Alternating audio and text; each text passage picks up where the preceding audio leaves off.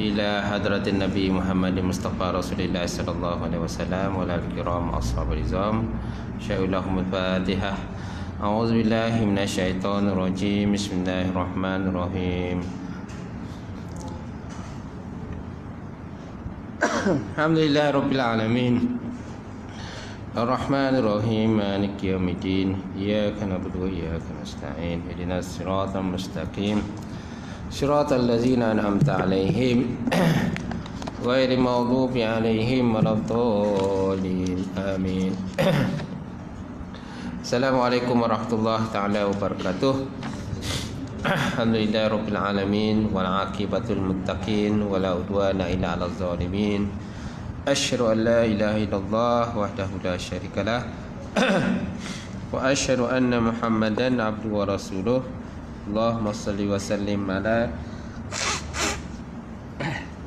sayyidina wa nabiyina wa habibina wa maulana Muhammad wa ala alihi wa sahbihi ajma'in. Amma ba'd, fa inna asdaqal hadis kitabullah wa khairal hadi hadi Muhammadin sallallahu alaihi wasallam wa syarril umuril muhdatsatuha wa kullu muhdatsatin bid'ah wa kullu bid'atin dalalah wa kullu dalalatin finnar.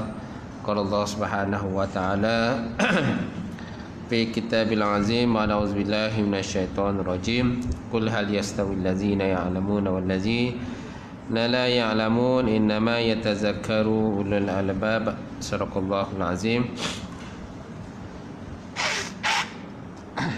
Maksudnya, kata ulama Muhammad, adakah sama orang-orang yang mengetahui dengan orang yang tidak mengetahui? Sesungguhnya orang-orang yang menerima peringatan Allah Subhanahu wa taala, iaitulah orang-orang yang dikurniakan akal yang sempurna oleh Allah. Qala Nabi sallallahu alaihi wasallam, salasatun man kunna fihi wajada hawla wa iman ayakun Allah rasuluhu ahabba ilaihi mimma siwahuma wa yuhibbal mar'a la yuhibbuhu illa Allah wa ayyukraha an ya'uda fil kufri kama yukra ayuzafu ila nar. Maksudnya, tiga perkara barang siapa yang terdapat di dalam hatinya, tiga perkara tadi nescaya dia mendapat kemanisan iman. Yang pertama, bahawa adalah Allah Ta'ala dan Rasulnya lebih dia kasihi, cintai melebihi daripada kasihnya pada selain keduanya. Yang kedua, bahawa tidak dia mencintai seseorang itu melainkan cintanya kerana Allah Subhanahu Wa Taala. Dan yang ketiga, bahawa dia benci kembali kepada kekufuran sebagaimana dibenci dicampakkan dalam api neraka. Alhamdulillah, hormati fadil tuan-tuan imam kita, tak lupa juga Tuan Bilal, Tuan Siap, pengurusi masjid, ajaran kuasa, muslimin muslimat yang berbahagia. Alhamdulillah, kita merafakkan tinggi-tinggi puji dan syukur kepada Allah Subhanahu Wa Taala kerana dengan izin Allah Ta'ala sekali lagi kita dapat bersama pada pagi ini untuk kuliah subuh kitab ulasan Syarah Hikam, kata-kata hikmah Syekh Ibnu Athaillah Sekandari. Baik, kita berada di muka surat berapa tuan? 206 20 ke 23? 306. Baik, 306. Laisa kullu man sabata takhsisuhu kama la takhlisuhu. Betul tak? Baik. Kita masih lagi perbincangan berkenaan dengan khususiah ataupun kelebihan-kelebihan yang ada kepada baginda Rasulullah SAW ataupun yang ada kepada awliya, wali-wali Allah Subhanahu Wa Taala. Baik. Syekh Ibn Athaillah menyatakan laisa kullu man sabata takhsisuhu kama la takhliluhu. Tidaklah setiap yang tetap kekhususan itu sempurna kebersihan dia. Tidaklah setiap orang yang tetap kekhususan ataupun kelebihan itu orang yang sempurna kebersihan, sempurna dari segi yang kata sebersepi lah macam tu. Maknanya dia tidak sempurna sebersepi, masih ada kelemahan dan kekurangan.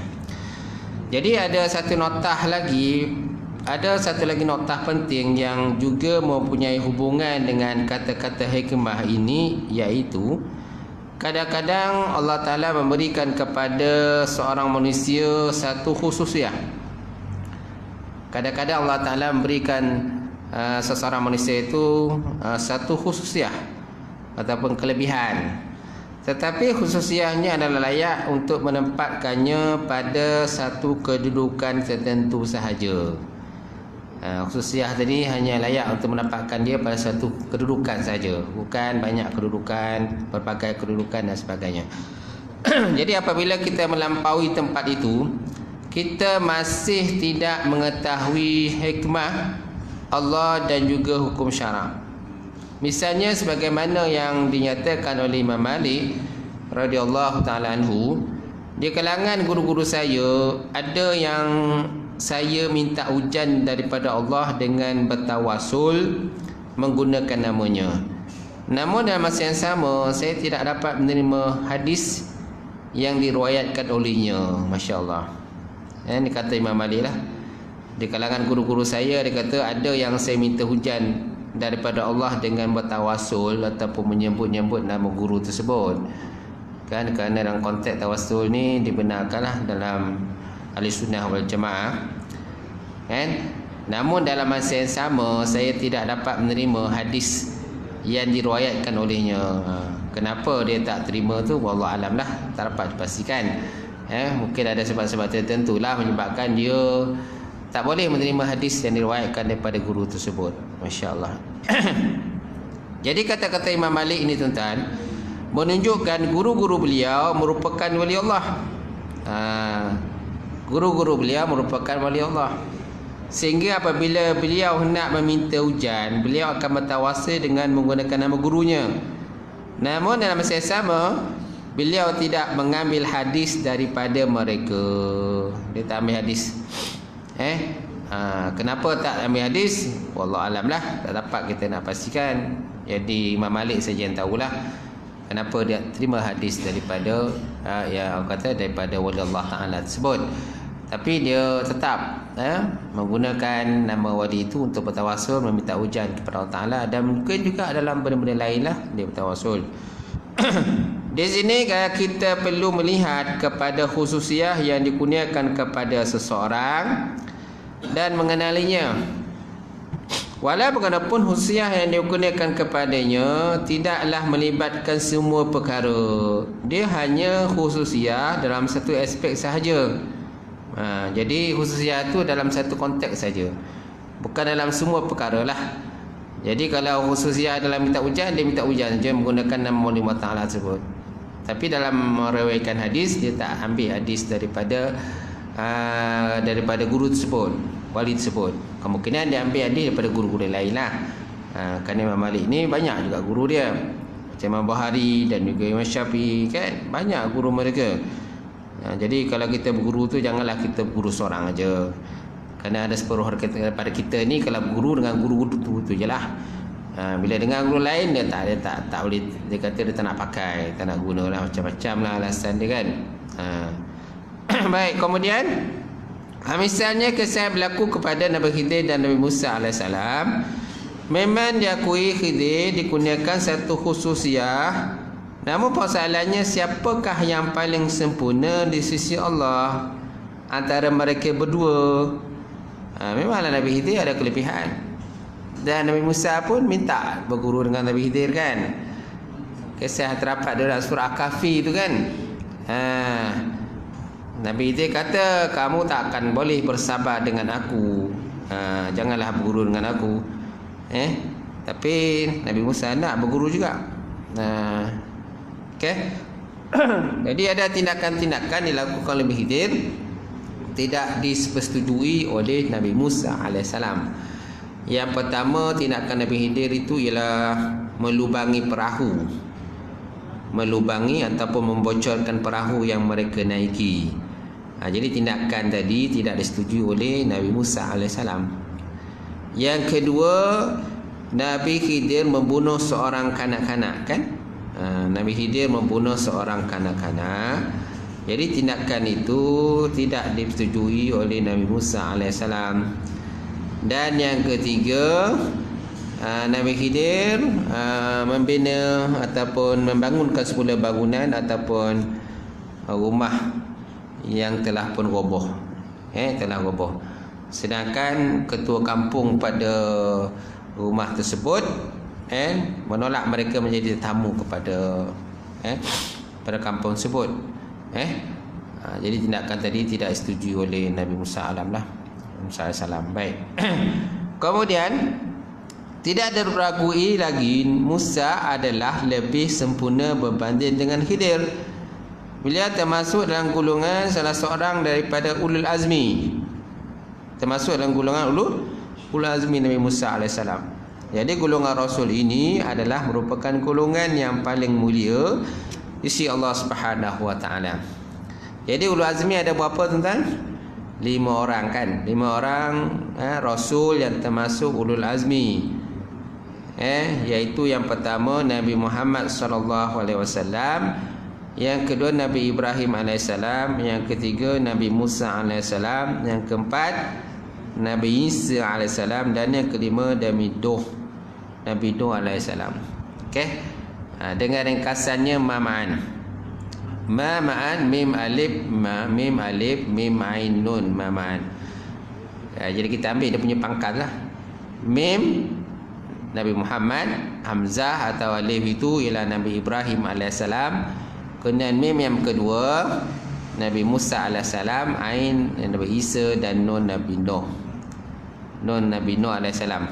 Okey. Itu Nabi atau Rasul yang termasuk dalam kumpulan ulul azmi. Jadi kalau nak banding dengan Musa dengan Khidir, jadi siapa yang lebih sempurna? Nabi Musa lah. Kan Nabi Musa ni termasuk ulul azmi. Nabi Khidir tak termasuk.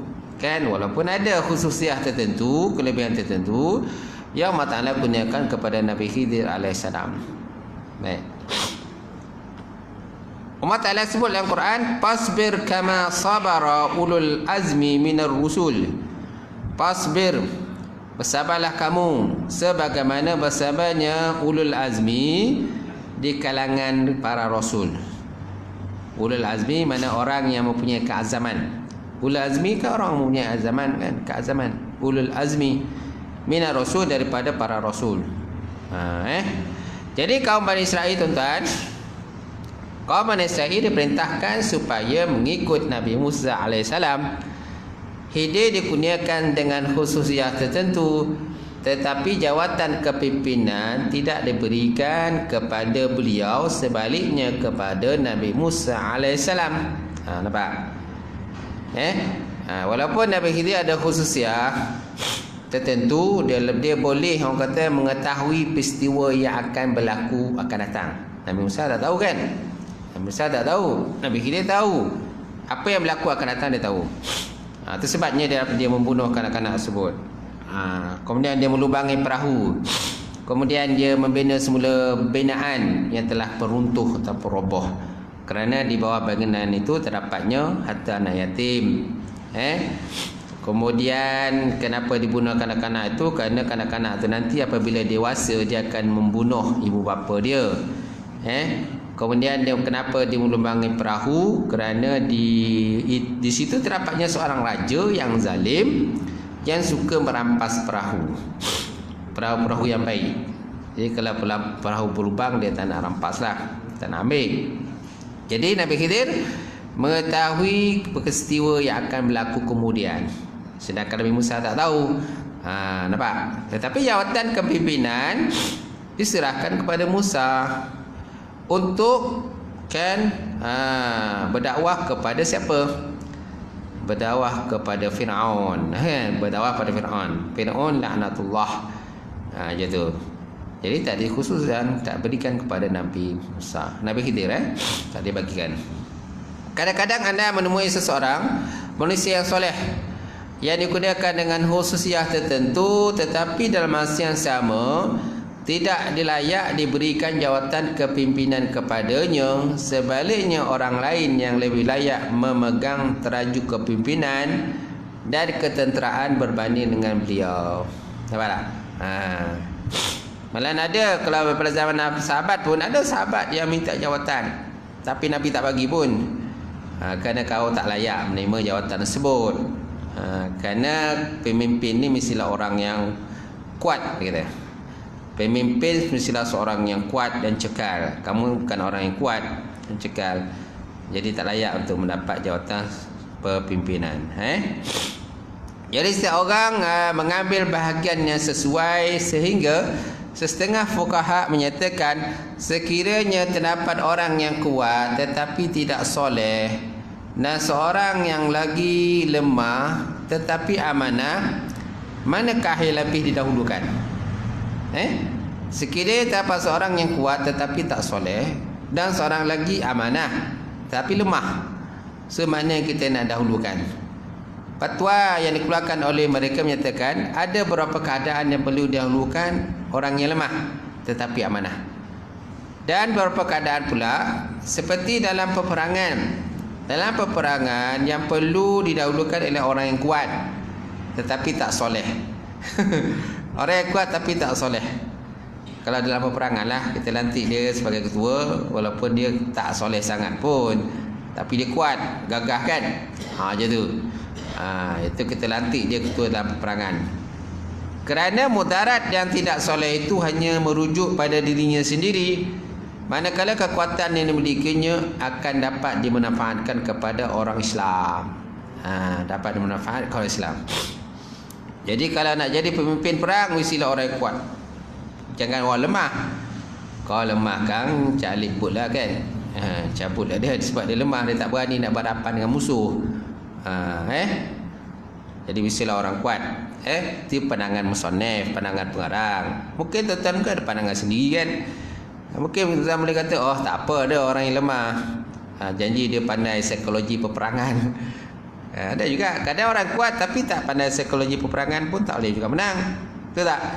Mesti juga kalau boleh kuat dan pandailah psikologi peperangan. Kerana peperangan ini merupakan tipu daya. Kalau tak pandai menipu, tak boleh nak perang. Macam tu. Jadi tak dapat kita. Sebaliknya amanah yang kedua adalah untuk dirinya sendiri, tetapi kelemahannya memberi kesan kepada orang Islam yang lain. Itu sebabnya kalau kita lantik orang lemah, menyebabkan mudarat kepada para tentera. Kerana tentera dia akan ikut arahan ketua kan. Jadi kalau ketua lemah macam mana? Ketua dulu cabut lari dalam peperangan. Sedangkan askarnya yang terpaksa ke depan dulu. Ketua duduk belakang sekali kan, takut dia tak berani. Patutnya ketua duduk depan. Baik, kemudian tidak, kita perlu meneliti perkara ini secara mendalam supaya kita tidak terlalu mudah menghubungkan khususiyah dengan segala bentuk kesempurnaan. Jadi kita tak boleh mengaitkan khususiyah dengan segala bentuk kesempurnaan. Melainkanlah para nabi dan rasul kan. Para nabi dan rasul itu lain, mereka digunakan khususiyah. Ini mukjizat. Mukjizat pun termasuk khususiyah kan. Jadi kalau para aulia Allah, mereka ada kelemahan dan kekurangan juga, walaupun mereka itu ada kelebihan tertentu yang Allah Ta'ala gunakan pada mereka. Bahkan kita perlu berinteraksi dengan manusia dengan adab yang sesuai, yang merupakan hasil dari fatwa syarak yang dikeluarkan oleh ahli-ahlinya. Okey? Bahkan dia kata kita perlu berinteraksi dengan manusia dengan adab yang sesuai, yang merupakan hasil dari fatwa syarak yang dikeluarkan oleh ahli-ahlinya. Mana kena adab lah. Kena ada adab kepada orang yang melakukan sesuatu fatwa. Kenapa dia keluarkan fatwa tersebut? Daripada mana arah ataupun jalan dia dapat melakukan fatwa itu? Baik, selanjutnya kita masuk ulasan tambahan. Ketika mengulas tentang kata-kata hikmah, laisa kullu man sabata takhsisuhu kamula ataupun kamala takhlisuhu, tidak setiap orang yang tetap khususiyah sempurna kebersihannya. Ibnu Ubad menyatakan tidak semua orang yang dikhususkan dengan perkara-perkara luar biasa dan karamah daripada Allah Ta'ala bersih daripada bencana. Bahkan kadang-kadang setengah orang yang dikhususkan dengan karamah tidak diberikan kepadanya istiqamah. Nampak? Dia ada karamah tapi tak ada istiqamah. Karamah lain, istiqamah kan benda yang berbeza kan. Karamah dengan istiqamah. Karamah yang hakiki ialah istiqamah. Ini dikatakan sebagai karamah yang hakiki. Banyak orang kadang-kadang pandai bercakap tapi tak istiqamah pun. Kan? Cakap kami kan berpidato, ya Allah, hai. Semua orang terpikat dengan pidato dia. Tapi tak amanah, tidak istiqamah, kan? Tidak tetap pendirian dan sebagainya. Jadi kalau ada tawaran-tawaran yang menarik, maka dia akan pergi pada tawaran tersebut. Kalau tak diberikan tawaran yang menarik, maka dia tak berminat. Dia istiqamah. Bila dapat tawaran yang menarik, dia tak istiqamah. Hilanglah istiqamah dia. Dia tak ke mana, istiqamah pun tak ke mana. Baik. Karamah hakiki ialah istiqamah sebagaimana yang telah diuraikan sebelum ini. Berlainan dengan karamah yang berbentuk perkara-perkara luar biasa, ia juga muncul di tangan orang yang benar-benar tidak benar-benar istiqamah. Dia juga muncul di kalangan orang yang tidak benar-benar istiqamah. Mana khususiyah ni boleh dibagi pada siapa sajalah yang Allah Ta'ala nak bagi. Malahan kadang-kadang orang-orang yang kata pembolit, orang-orang kafir pun ada kena dapat khususiyah juga. Kelebihan tertentulah.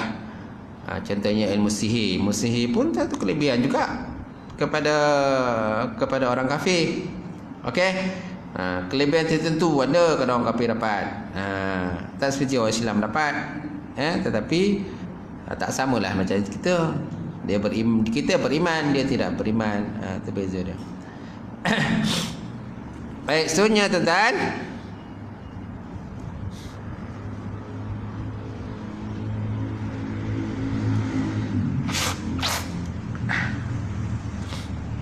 Baik, jika tujuan karamah itu muncul, jika tujuan karamah itu muncul kerana sekadar hendak menetapkan hati orang yang zahir kepadanya karamah tersebut, boleh jadi ianya diperolehi oleh orang yang berada di peringkat permulaan perjalanan.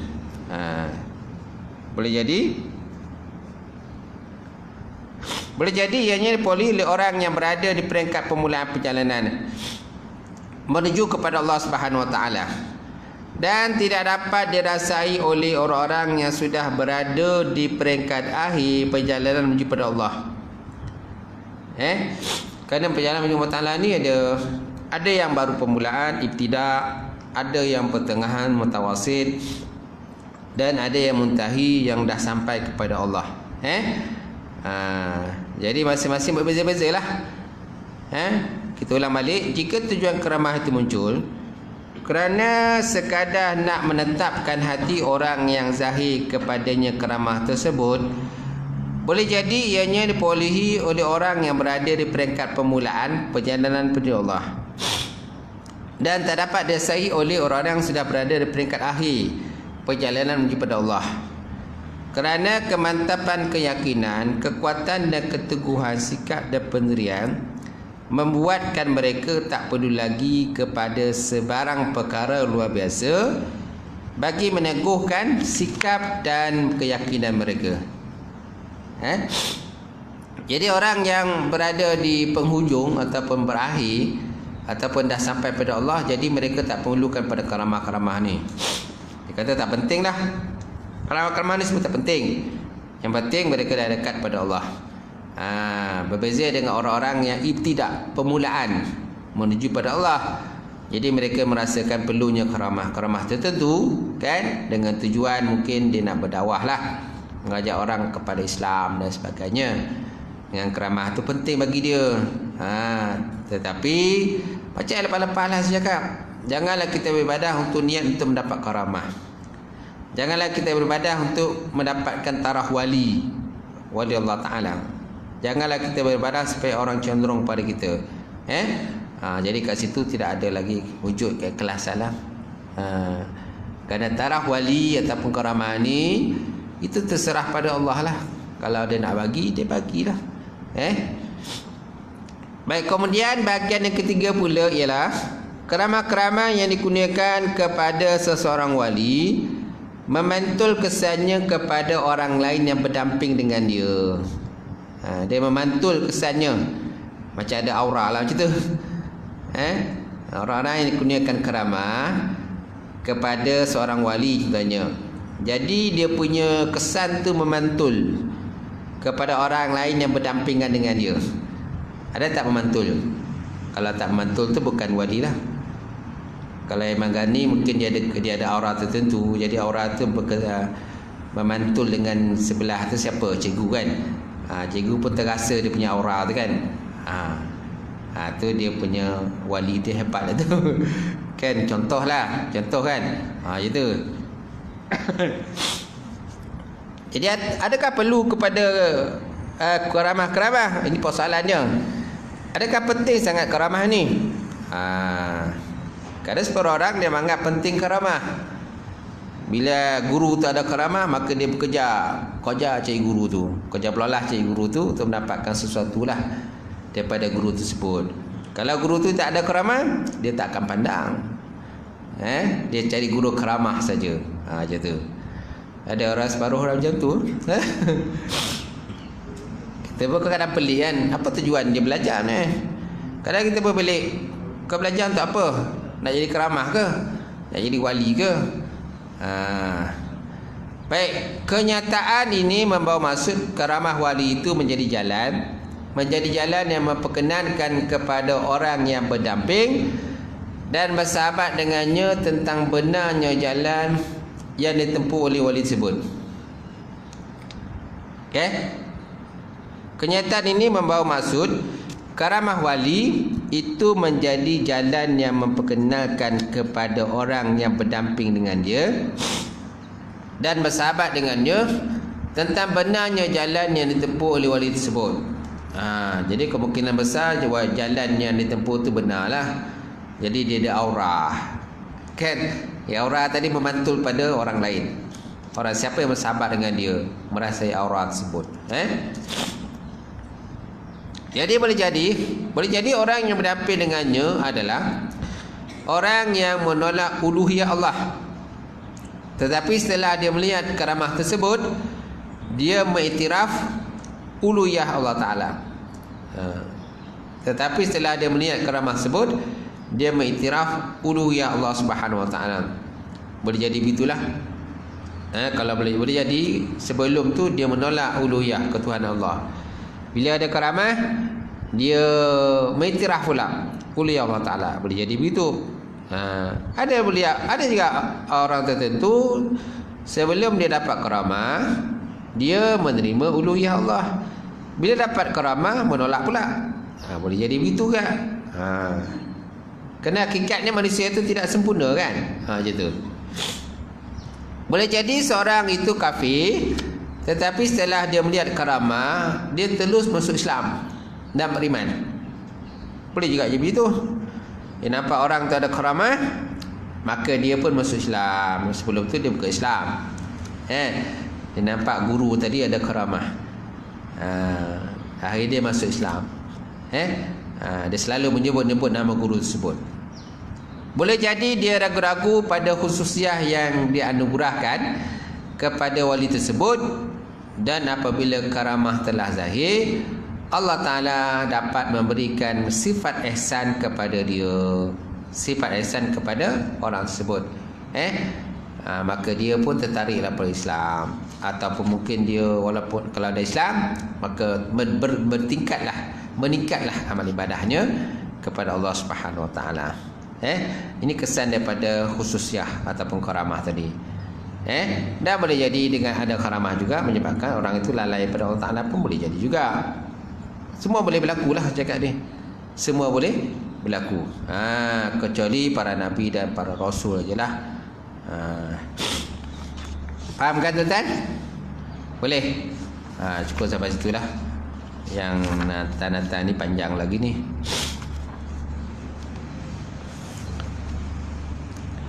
Pasal yang seterusnya ke-10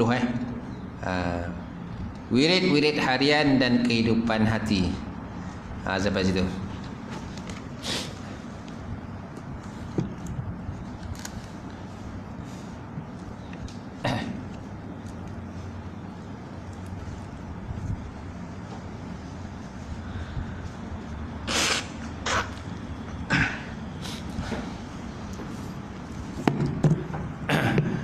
Baik, kita baca yang kitab ni. Mungkin kita baca panjang sikit.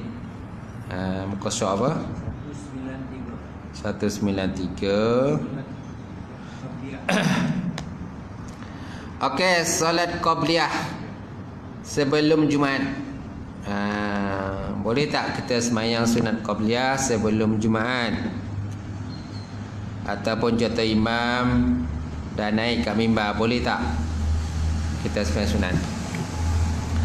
Baik, persoalannya kedudukan solat qabliyah Jumaat. Apakah kedudukan solat qabliyah Jumaat? Jawapannya, sunat qabliyah Jumaat hukumnya adalah sunat. Hukumnya adalah sunat. Ini adalah pendapat daripada Imam Abu Hanifah, ulama-ulama Imam Syafi'i menurut pendapat yang dalilnya lebih kuat, dan ulama-ulama Imam Hambali masyhur dalilnya ialah sabda Nabi SAW. Dia kata, ma min salatin mafrudatin illa wa baina yadayha raka'atani. Ma min salatin mafrudatin illa wa baina yadayhi raka'atani. Tidak ada satu solat fardu itu melainkan disunatkan solat sunat qabliyah 2 rakaat. Tidak ada satu solat fardu melainkan disunatkan solat sunat qabliyah 2 rakaat. Kalau subuh tu kan kita biasa sembahyang sunat sebelum subuh kan. Tak ada sembahyang sunat lepas subuh kan. Tak ada. Kalau zuhur kita boleh buat sebelum dan juga selepas. Qabliyah dan juga ba'diyah. Kita boleh buat 4 kan. 4 kan. 4 sebelum zuhur dan 4 sebelum selepas zuhur. 2 tu dikuatkan, 2 lagi tak kuat. 2 muakkad, yang 2 lagi ghair muakkad. Okey. Kemudian asar kita boleh sembahyang sunat 2 atau 4 sebelum sembahyang asar. 2 itu dikuatkan dan 2 lagi tidak dikuatkan. Okey. Kalau maghrib boleh tak? Boleh kan? Yang bahas yang kita bahas sebelum ni kan? Boleh lah. Bagi siapa yang nak. Siapa yang nak boleh, yang tak nak pun tak apa. Tapi ditekankan boleh. Ditekankan hari itu kan, ditekankan kita boleh semayang sunat sebelum daripada solat maghrib. Macam tu. Sunat qabliyah maghrib, perkara yang ke-14 hari itu. Kemudian isyak. Isyak kita boleh buat 2 dan juga selepasnya 2 rakaat. Macam tu. Baik, kemudian keterangan hadis. Hadis ni secara umum menerangkan adanya solat sunat qabliyah tanpa terkecuali solat Jumaat. Nampak tak? Kita boleh sembahyang sunat 2 rakaat qabliyah sebelum sembahyang Jumaat.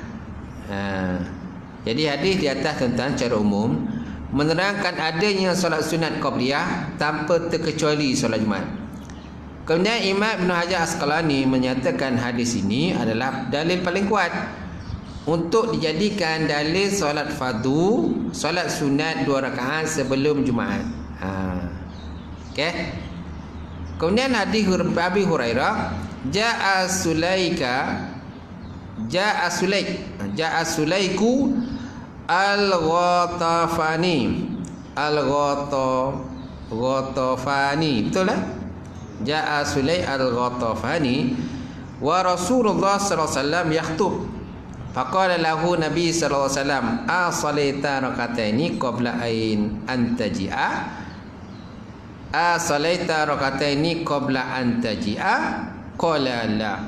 qala fasalli rak'ataini wa tajawwaz bihima. Wa tajawwaz bihima. Daripada Sulaik Al-Ghatafani datang ke masjid. Sedangkan Nabi sallallahu alaihi wasallam yakhutub, sedang berkhutbah. Faqala lahu Nabi sallallahu alaihi wasallam, maka berkatalah Nabi sallallahu alaihi wasallam baginya. Apa kata Nabi? As-salaita rak'ataini qabla an tajia, adakah engkau sembahyang 2 rakaat sebelum bahawa engkau datang? Kau ada sihat tak sembahyang 2 rakaat sebelum kau datang? Sedangkan dia dah duduk kan? Dia dah duduk. Qala, maka dia berkata, la, tidak ada. Qala, maka Nabi sallallahu alaihi wasallam berkata, fasalli rak'ataini, maka naklah kamu sembahyang 2 rakaat. Wa tajawaz bihima, dan ringankanlah. Maksud ringan ni jangan membaca surah yang panjang. Kita jangan baca surah yang panjang. Kita bacalah surah pendek ataupun kita sembahyang khafifah. Khafifah ini 2 rakaat yang ringan maksudnya lah. Macam tu. Apalagi kalau imam tengah khutbah kan. Tengah khutbah pula. Kerana mendengar khutbah juga termasuk dalam kefaraduan sembahyang Jumaat. Kerana khutbah tu adalah ganti daripada 2 rakaat yang lain yang kita tak buat. Salat zuhur kan 4 rakaat kan. Jadi 2 rakaat tu kita dah tak buat, jadi ganti dengan khutbah. Baik, keterangan hadis. Hadis ni tuan-tuan sangat jelas sekali menunjukkan bagaimana Rasulullah SAW menganjurkan kepada orang itu solat sunat qabliyah Jumaat 2 rakaat sebelum duduk mendengar khutbah. Ni sangat jelas lah. Sangat jelas kan, menunjukkan bagaimana Rasulullah menganjurkan pada orang itu salat sunat qabliyah Jumaat 2 rakaat sebelum duduk mendengar khutbah. Okey. Sembahyang Jumaat ni biasa untuk lelaki je. Perempuan tak ada sembahyang Jumaat kan. Tapi kalau perempuan sembahyang Jumaat macam mana? Perlu tak sembahyang zuhur? Perlu tak? Tak perlu lagi lah. Kan? Kalau orang perempuan dah sembahyang Jumaat, dia tak perlu lagi lah mendengar. Tak perlulah sembahyang zuhur lagi. Okey? Tapi perempuan tak perlu sembahyang Jumaat, dia sembahyang zuhur je kat rumah. Tapi ada juga perempuan kadang-kadang nak dengar khutbah Jumaat, dia datanglah sembahyang Jumaat. Jadi sediakanlah tempat untuk dia lah, untuk mereka. Macam tu. Baik, kemudian pendapat ulama berdasarkan dalil di atas, Imam Nawawi dalam kitab Majmu' Syarah Muhazzab juzuk keempat muka surat 9 menegaskan Far'un fi sunnati Jum'ati ba'daha wa qablaha tusannu qablaha wa ba'daha salatun wa aqallaha rakataini qablaha wa rakataini ba'daha wa akmalu arba'un qablaha wa arba'un ba'daha. Far'un, satu cabang. Far'un ni cabang lah, dalam kitab banyaklah istilah-istilah far'un. Kadang kitabun, far'un, babun, muhimmatun, tatimmatun, kan banyak istilah-istilah terdapat kitab Arab. Far'un, satu cabang. Fi sunnati Jumaat, setengah daripada menerangkan tentang sunat Jumaat, ba'daha wa qablaha, dan sebelum dan juga sesudahnya. Tusannu qablaha, disunatkan qablaha sebelumnya, wa ba'daha sesudahnya, salatun, satu sembahyang. Wa aqallaha rakataini, sekurang-kurangnya sembahyang sunat tadi ialah 2 rakaat qablaha sebelumnya, wa rakataini ba'daha, dan 2 rakaat sesudahnya, wa akmalu, dan yang paling sempurna, arba'un qablaha, 4 rakaat sebelumnya, wa arba'un ba'daha, dan 4 sesudahnya. Itu paling sempurna lah. Paling sempurna kita buat 2-2, jadi 4. Sesudahnya pun kita buat macam tu lah, 2-2, 4 lah. Macam tu. 2 yang muakkad dan 2 lagi ghair muakkad. Macam tu. Kalau buat 2 je boleh tak Ustaz? Boleh, tak ada masalah. Buat 4 lagi elok. Akmal kan? Lagi sempurna lah kalau kita buat 4 rakaat. Macam tu. Kemudian membaca surah Yasin pada setiap malam Jumaat. Masya Allah. Baik, apakah hukum membaca surah Yasin pada malam Jumaat? Jadi apakah hukum baca surah Yasin beramai-ramai pada malam Jumaat seperti dilakukan oleh di negara kita lah? Jawapannya hukumnya boleh. Hukumnya boleh dan tak ada larangan kepadanya. Malahan akan memberikan pahala kepada orang yang membaca. Akan diberikan pahala pada siapa yang baca lah. Yang baca, yang tak baca tak adalah. Macam tu. Dalil hadis Imam Sayuti dalam kitab Al-Khususiyah Yaumul Jumaat. Apa nama kitab ni tuan? Khususiyat Yaumul Jumaat. Kelebihan-kelebihan yang terdapat pada hari Jumaat. Imam Sayuti menulis, dia kata Imam Baihaqi di dalam kitabnya Asy-Syu'ab, nama kitabnya Asy-Syu'ab, telah mentakhrijkan daripada Sayyidina Abu Hurairah. Takhrij ni apa nak takhrij? Takhrij ni macam istilah takhrij ni dalam bab hadis sebenarnya. Takhrij ni mentakhrijkan hadis. Mentakhrijkan hadis biasanya orang kata mengenal pasti sesuatu hadis. Kan, dia bukan hanya sekadar mengambil hadis itu. Takhrij ni lebih pada sekadar mengambil. Lebih pada tu lagi, tahap mengkaji hadis itu. Siapa dia punya sanad-sanad hadis itu, kan, siapa yang meriwayatkan hadis, hadis itu sahih ke tak sahih. Itu dia katakan takhrij hadis. Banyak orang dia tak takhrij hadis, dia hanya menerima hadis. Dia menerima hadis tadi, kemudian dia cakap pada orang, dia sebutkan sampai pada orang lain. Dia terima satu hadis, kemudian dia sampai pada orang lain. Itu bukan takhrij hadis. Takhrij hadis ni lebih daripada setakat bukan hanya menerima, malah mengkaji hadis itu, mengkaji lafaz hadis, kan, siapa sanad-sanad dia, kan, siapa rijal hadis, kan, kemudian asbabul wurud. Dia pun kaji asbabul wurud, sebab hadis itu dinyatakan, sebab hadis itu disebut oleh Rasulullah SAW. Dia kaji sampai situ. Itu namanya takhrij hadis. Takhrij hadis ni lebih mendalam, bukan hanya sekadar menerima satu hadis dan sampai pada orang lain, tapi lebih pada itu lagi. Jadi Imam Baihaqi di dalam kitab Asy-Syu'ab telah mentakhrijkan satu hadis daripada Sayyidina Abu Hurairah, di mana Rasulullah bersabda, dia kata, man qara'a lailatul jum'at hamim ad-duhan wa yasin asbaha maghfuran lahu. Asbaha maghfuran lahu. Barang siapa membaca pada malam Jumaat surah Ad-Duhan, Hamim, kan, Hamim tu surah Ad-Duhan tu pangkal dia. Kemudian Yasin, asbaha maghfuran lahu, nescaya berpagi-pagilah dia nanti besok tu dalam keadaan diampunkan dosanya. Maghfur, diampunkan dosanya oleh Allah Subhanahu Wa Taala. Pada siapa yang membaca surah Ad-Duhan pada malam Jumaat dan juga surah Yasin pada malam Jumaat. Baik, kemudian daripada Anas, beliau berkata, Rasulullah SAW bersabda, inna likulli syai'in qalban wa qalbal Quran Yasin, wa man qara'a Yasin kataballahu lahu bi qira'atil Quran 10 marratin. Maksudnya inna likulli syai'in qalban, sesungguhnya bagi setiap sesuatu tu ada hati. Sungguhnya bagi setiap sesuatu tu ada hati, qalban. Wa qalban Quran, dan hati Quran itu merupakan Yasin. Jadi surah Yasin ni hati Quran. Wa man qara'a Yasin, pada siapa membaca surah Yasin, kataballahu lahu, nescaya Allah Ta'ala menulis baginya bi qiraatil Quran, dengan setiap bacaan itu 10 marratin, sebanyak 10 kali ganda. Sebanyak 10 kali ganda. Dia baca sampai habislah, kan.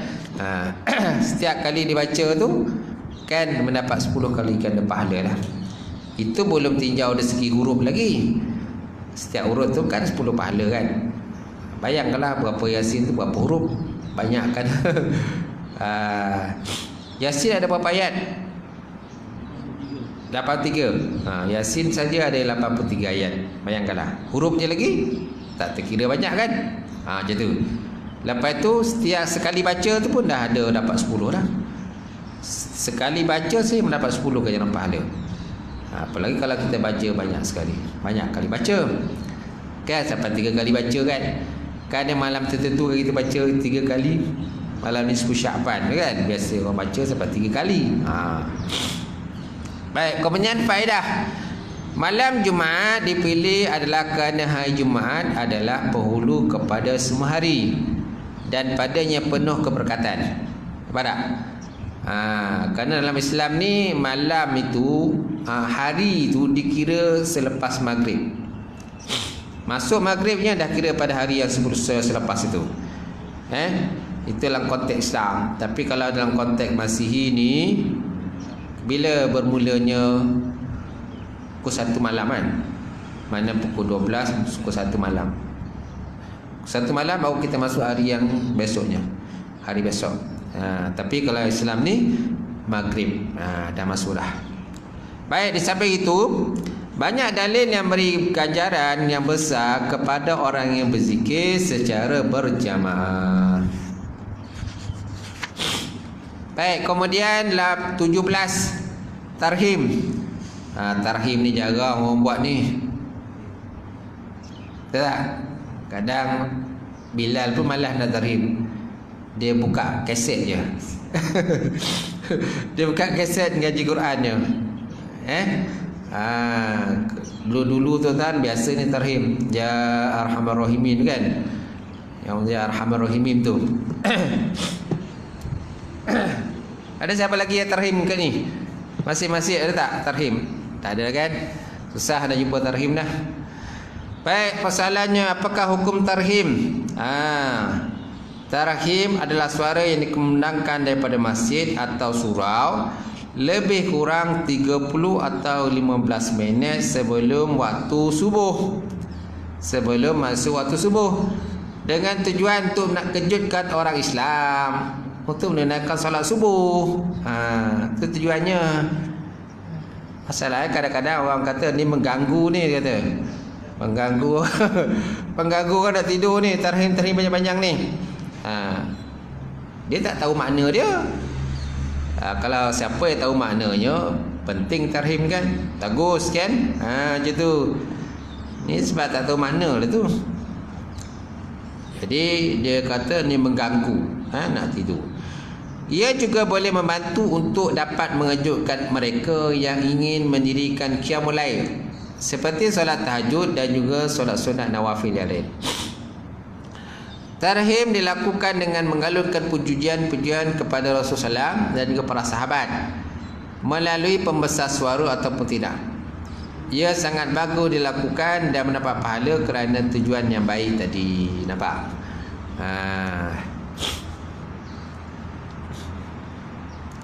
Ya Arhamar Rahimin kan, Irhamna kan. Itulah panjanglah dia punya tarhim tu. Dia kalau boleh tarhim ni orang yang suara yang sedap, suara yang bagus kan. Ni suara tak sedap. Suara tak sedap jadi orang pun dengar kan sakit hati dengar kan. Macam tu. Itu yang kadang dia komplain tu. Okey, hantar surat kan, surat komplain dia kata. Saya silap dia hantar surat ke KTH pula. KMB dia hantar. Dah sampai ke MB pun tak nak, pasal lah gantikan tarhim. Tak payahlah pasang tarhim lagi. Baik. Kemudian dalil hadis daripada Abdullah bin Mas'ud daripada Nabi SAW bila berkata la yamna'anna ahadukum aw ahadan minkum azanul Bilal min suhurihi fa innahu yu'azzanu aw yunadi bil lailin liyarji'a qa'imukum waliyunabbiha betul walinabbiha naimukum linabbiha naimakum untuk nak beritahu tentang tidur kamu, kejutkan tidurlah macam tu. Maksudnya la yamna'anna ahadukum ahadan minkum, kamu tak perlu melarang Bilal untuk azan ketika waktu sahur. Kerana azan tadi bertujuan untuk mengingatkan mereka atau sesiapa sahaja yang ingin berjaga. Fa innahu yu'azzinu aw yunadi bil-lail liyarji'a qa'imakum, dia kata. Bila tadi dia buat tadi, dia azan ataupun dia laung-laungkan sesuatu tadi, tujuannya supaya kamu dapat berjaga. Supaya dapat jagalah, dapat bangun awal, kan? Ataupun untuk mengejutkan daripada tidur sesiapa yang masih tidur. Tapi separuh orang dia kata mengganggu. Mengganggu, mengacau dia tidur. Dia kata Bilal mengigau. Dia kata Bilal mengigau. Okey. Cukup sekadar tu tuan-tuan perbincangan kita pada pagi ni, insya-Allah. Sampai situ, akan datang kita sambung lagi berkenaan dengan taswib. Taswib menyebut Sayyidina ketika tasyahud, berdoa dan memuji Rasulullah SAW. Wallahu a'lam bissawab. Wa ilaihi marji'un. A'udzubillahi minasyaitonir rajim. Bismillahirrahmanirrahim. Alhamdulillah wassalatu wassalamu ala asyrofil mursalin wa ala alihi washabihi ajmain. Allahumma zidna ilman nafi'a wa yaqina as-sadiqa ma lam taqabbal rizqan halalan mubarakatan katsira wa siyana fataya alimna wa lana qulubana bi nuri ma'rifataka wa ta'ala ta'rifin. Allahumma faqihna fid din, Allahumma faqihna fid din. Allahumma ja'al hadza jam'an marhuma wa tafarruqana min ba'di tafarruqan ma'suma. Rabbana atina fid dunya hasanah wa fil akhirati hasanah wa qina azabannar.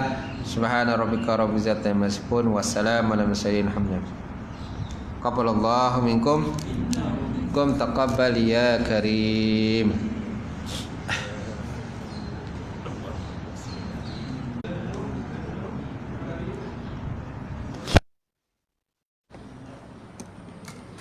Kelas sawat.